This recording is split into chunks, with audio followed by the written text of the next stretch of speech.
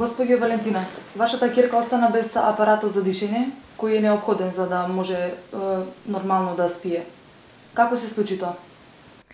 Ние апаратот го имавме изнајмено од една фирма што е единствен застапник за Македонија и увозник од Philips Respironics од Германија. Во почетокот го изнајмивме на 2 недели, 25.000 денари.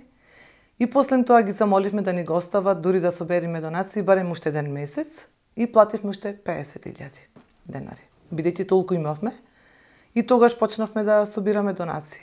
Бидејќи донациите многу тешко одат, фирмата имавме склучено договор дека ќе го земи апаратот, ако не ги собериме средствата, и луѓето од фирмата кај нас дојдоа во понеделникот, околу 13 часот, и си го зема апаратот. И со какво образложение? Со образложение дека кога ќе ги собериме средствата, ќе можеме да го купиме. За колку пари се работи?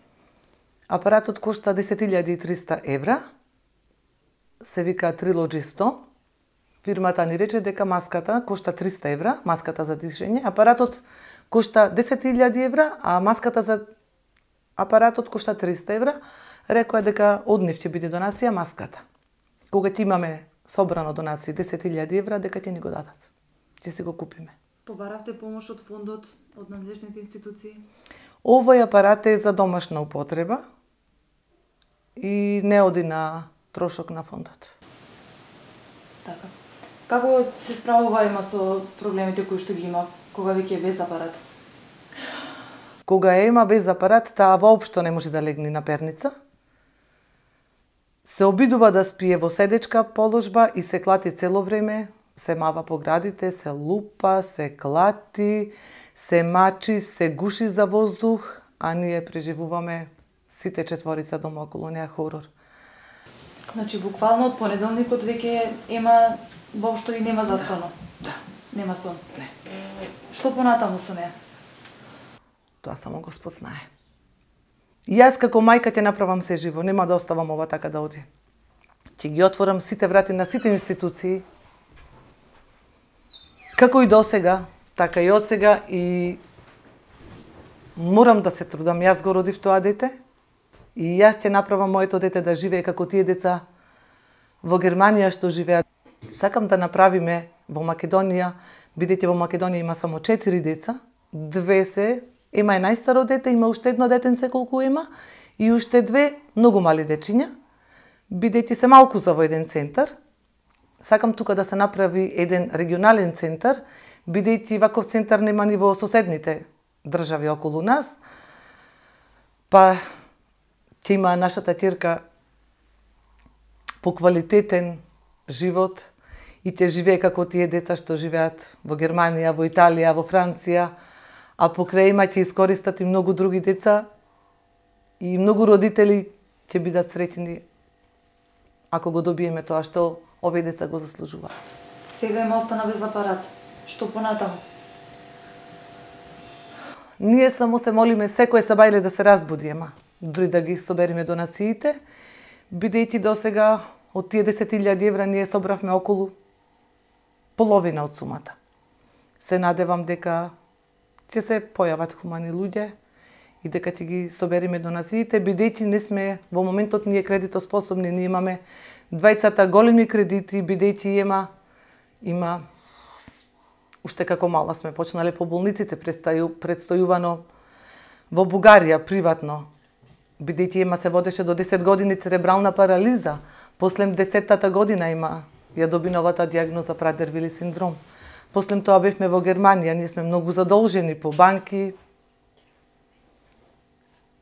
а и допрва се надевам дека ќе успееме да отиде на 1 година во центар за Прадер-Вили синдром во Германија, каде што еднаш беше.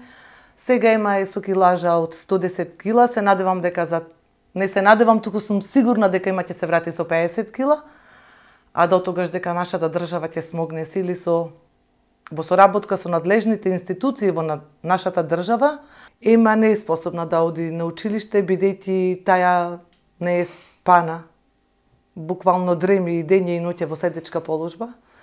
Кога беше тука апаратот, беше друго дете.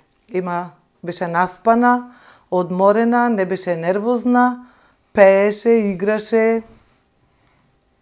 А сега и ден и ноќе дреми во седичка положба и се клати.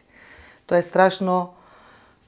Родител да го гледа, мислам дека секој човек што има малку совест, да го гледа тоа што нас не се случува ноќе 15 минути, дека би избегал од кај нас.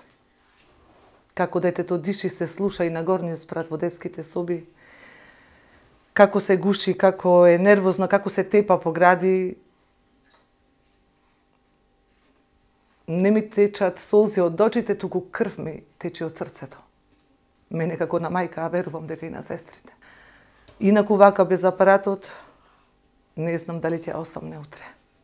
Но колку може има да чека? Тоа знае само Господ. Само Господ знае дали има ќе се разбуди утре. Само Господ. Ема нема време за чекање.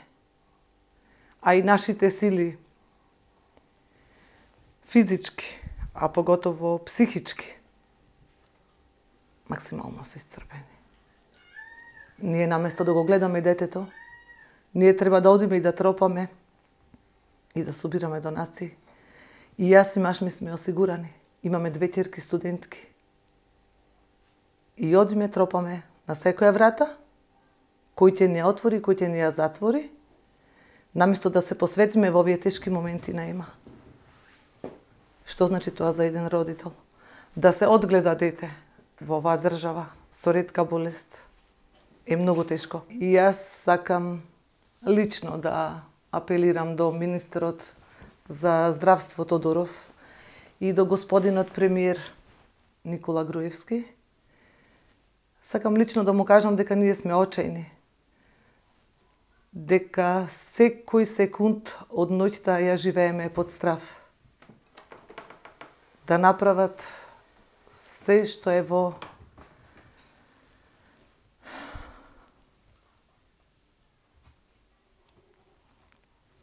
да направат се што е можно да продолжи животот на моето дете.